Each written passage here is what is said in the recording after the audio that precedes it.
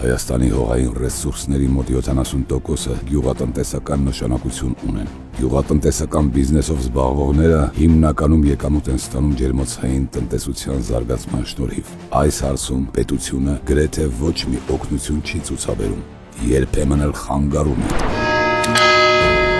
Եթե պետությունը չունի աջակցելու բավարար միջոցներ, ապա գոնե չպետք է խանգարի գյուղացուն։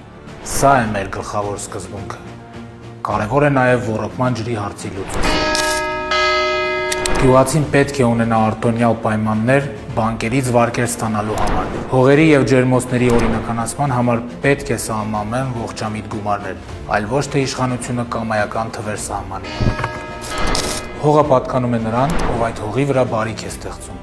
Մենք ասում ենք հերիք է հանդուրժել այս անարդար վերաբերմունքը գյուղի և գյուղացու հանդեպ։ Վաղ շաբաթին